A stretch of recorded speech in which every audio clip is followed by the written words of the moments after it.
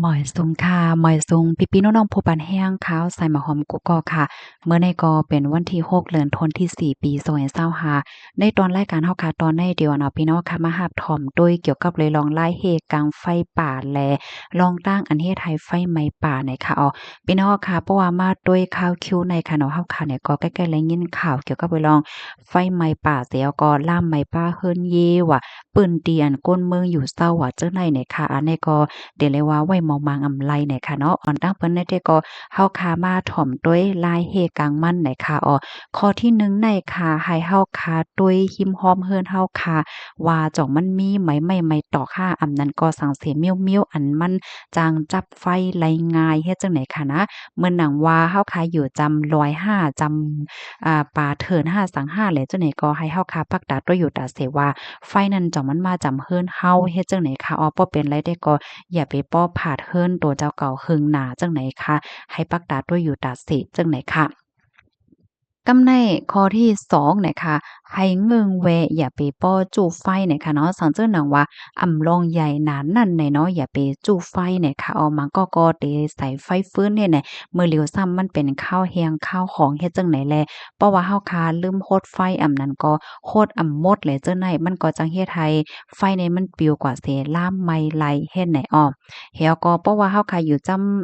จำป่าเถินเลยเจ้าไหนก็ยิงแค่โดดเลยฟังสติเด้ๆเนี่ยค่ะย้อนเพราะว่ามันเตจางล่ามไหม้กว่าเฮ็ดไหนกำในข้อที่3เนี่ยค่ะหิมห้อมเฮิรนเฮาคานั่นค่ะนะซังเจ้าหนังเฮาคาอยู่หิมจำป่าเถินเพราะว่าเนี่ยจึงให้เฮาคาขุดฮองไว้หอบเฮิรนเฮาปยอก็ใส่น้ำไว้เฮ็ดไหนค่ะเพราะว่าเป็นจั่งไหนเนี่ยมันใจค่ะสังเจ้าหนังว่าไฟลามมายาวเพราะว่ามันมาย้านนำว่าสังว่าจั่งใดเนี่ยก็มันก็สิเฮ็ดให้ไฟนั้นจังมาจู้จำที่เฮือนเฮาขาดไหลเฮ็ดให้เนาะอันนี้ก็เป็นล็อกลายข้อที่3เนี่ยค่ะพี่น้องเฮาก็ย้อนให้ช่วยกันสะเปิ้นแพ่แชร์กว่าค่ะเนาะไก่เพก็ให้จังไลไว้เพไว้ก่อนค่ะเนาะมันไฟเนี่ยมันก็ลิโกค่ะนะกำไดมาเที่ยงตอนหนึ่งเนี่ยค่ะเฮาคาซ้ำโหลไหลฟางแทงไฟไหม้ป่าได้โหลไหลฟางอันมันมาจำเฮือนเฮาเปิ้นที่เฮาอยู่ก็ย่อมกล้าค่ะมันซ้ำเสี่ยวอายก้องมันเนี่ยจังได๋ก็ซ้ำมีพรต้มยอนต่อตัวเฮาค่ะผ้าเที่ยงเนี่ยค่ะข้อที่1ค่ะเฮาค่ะอย่าไปเผาอย่าไปเผากลางปางว่าซังว่าเจ้าไหนเนี่ยเนาะเพราะว่าเฮาค่ะมีโคของหมาเมียวๆเนี่ยเฮาค่ะก็ฟังศีลเอาอย่าไปกว่าเผาเนี่ยค่ะเพราะว่าเผาเนี่ยจึงมันสิเฮ็ดให้เป็นหมอกควันมาเฮ็ดให้ข้อที่2ค่ะ เงื่องแวอย่าไปป้อกว่ากลางปางกว่าไปกว่าออกเอ็นออกแห้งจ้อมกลางปางแลเจ้าใดค่ะข้อ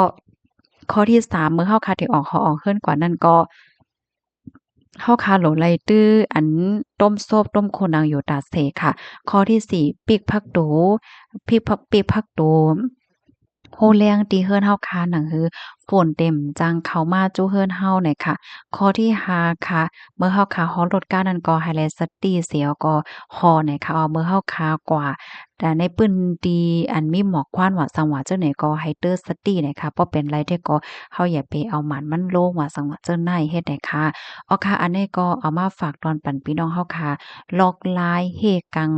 ไฟป่าและลอกลายลุ่มลาโตเจ้าเก่าเมื่อพ้องตีหมอกควัน มาในขณะบ่ว่าเฝ้าป่าเนี่ยจึงไอก้องไอกว้านก็เตจ้อมมามันก็วนว่ามันลองใหญ่ไคโยไอก้องไอกว้านในเนี่ยมันลองใหญ่ขนาดมันจังตึกคึกถึงป้ายอยู่หลีเฮาค่ะแห้งไว้เฮ็ดให้กำในเฮาค่ะสามารถด้วยอีกหนึ่งค่ะเนาะไฟป่าอันว่าเนี่ยมันทำเป็นย้อนเปิดสังลาเพราะว่าเนี่ยจึงมันเป็นย้อนเปิดละลายลองค่ะมันเป็นโรยห้างก็เหลียวมันสภาวะและเป็นย้อนโรยนำมือก้นเนี่ยค่ะเฮามาด้วยตอนที่หนึ่งค่ะเป็นโรยสภาวะนั่นเป็นจึงหือ ข้อที่1ก็ไฟฟ้าผ่าเนี่ยค่ะฟ้าผ่าได้มันจะมีอยู่2มิ้วเนี่ยค่ะมันจะมีฟ้าผ่าแห้งและฟ้าผ่าย่ำเนี่ยค่ะฟ้าผ่าแห้งอันว่าในซ้ำมันเตใกล้ผ่าข้าวแห้งข้าวหองค่ะกำนำที่ใกล้เกิดขึ้นแต่ก็ที่เมืองอเมริกาและเมืองแคนาดาเนี่ยค่ะครึ่งหนึ่งอันเป็นไฟไหม้ป่าในขณะลองตั้งครึ่งหนึ่งได้ก็เป็นไม้ย้อนเปว่าฟ้าผ่าจังนั้นยาวค่ะ ฟ้าผ่าแห้งอันว่าในก็มันจังเกิดขึ้นพ้องดีมีฝนค่ะนะมันได้เป็นข้าวกะทะนั้นก็ข้าวฮ้อนข้าวไหม้จังไหนค่ะสายฟ้านั้นก็ได้เป็นสีเหลืองเฮ็ดไหนค่ะข้อที่2เนี่ยก็ฟ้าผ่าย่ำมันก็ได้มาจอมข้าวคือข้าวฝนลมๆเฮ็ดไหนค่ะกำในที่2เนี่ยก็เป็นย้อนเพราะว่ากิ่งไม้ใน เตื้อใส่กันถูใส่กันเฮ็ดอะเนาะถูไถใส่กันเฮ็ดจังไหนเพราะว่ามันแฮงมันหองแห้งหนาค่ะเนาะมันก็จังเฮ็ดให้เป็นไฟมาลัยเนี่ยค่ะเหมือนจังน่ะหมากหินเตื้อใส่กันมันร้อนไหมแห้งหนาเฮ็ดจังไหนเนาะก็จังเป็นไลเนี่ยค่ะเนี่ยก็มันเกิดขึ้นโดยสภาวะหั้งมันก้อยเนี่ยค่ะกำในสามารถด้วยลายมือกลอันมาตินนำมือกลเนี่ยค่ะที่หนึ่งก็เก็บโคกของป่าค่ะเนาะอันนี้ก็เพราะว่ามาด้วยเมืองตีอันตึกปกป้องในนั้น มันเป็นย้อนเปิ่นร้องในนำหน้าเนี่ยค่ะว่ามันจังหนังก้นวานเขากว่าหาไข่มดส้มกว่าหาเห็บกว่าหาตองตึ้งกว่าหาไม้กว่าหาน้ำผึ้งผักหวานกว่าหาเพิ่นว่าเจ้าไหนค่ะเจ้อเขาเนี่ยก็มังเจ้อเนาะกำใจกูก็ดีกว่าเผาไฟเฮ็ดแหน่เนาะหนังคือป่าได้มันบ่เตปางเตกว้างมามีรองงายโหลมไปกว่าไปมาว่าสังว่าเจ้าไหนค่ะหาของป่าก็งายเฮ็บก็ออกหลีเหี่ยวแล ไหมมันก็ได้ออกเหมือนจั่งว่าผักหวานก็ได้ออกว่าซังว่าเจ้านายเฮ็ดให้นั่นน่ะเนาะกับนายที่2เนี่ยก็เฮ็ดให้ค่ะเผาป่าเผาสวนเผาหังเปิดอะได้พกมาเข้าเตาน้ำเฮ็ดจังไหนเนาะที่3เนี่ยก็เฮ็ดแกงค่ะเหมือนจั่งหนังว่าอำแม่นกันแนวก็เฮ็ดแกงเผาป่าเผาหังเผาไหม้เฮ็ดแหน่แฮก็เป็นกว่าจังไหนก็มีนะคะข้อที่4ก็ไว้เมาม้างเนี่ยค่ะมันก็ได้กว่าแลเทินกว่าในป่าในเถินแฮวก็ กว่าเผาไฟจุดไฟนอนค้างนอนคืนไหนเผื่อว่าพอขึ้นเฮิรนก็ซ้ำลืมหมดไฟให้เอาเป็นไฟไหม้ป่ากว่าเที่ยงอันหนึงก็หลุดเล่นยาวก็เอาทิ่มๆลงกว่าเฮ็ดจั่งนั้นเฮ็ดแล้วก็เกิดขึ้นเป็นไฟไหม้ป่าเฮ็ดจั่งไหนคะอ้อ อ๋อค่ะแทงคอหนึ่งก็ก้นหย่องนะคะก้นหมั่งก็ในอำม่วนสอนว่าเพราะว่าไฟไหม้ป่าในมันเตลามไหม้จังนั้นจังใดแหน่เขาก็เฮ็ดฮอดลงกว่าสิก็เป็นไฟไหม้ป่ามาจังไหนก็ซ้ำจังมีเฮ็ดไหนค่ะค่ะอันนี้ก็เป็นรองตั้งอันเฮ็ดให้เกิดขึ้นเป็นไฟไหม้ป่าไฟไหม้ป่าอันว่าในลิโกลิกากแต้ๆเนี่ยค่ะเพราะว่ามันไหม้เนี่ยก็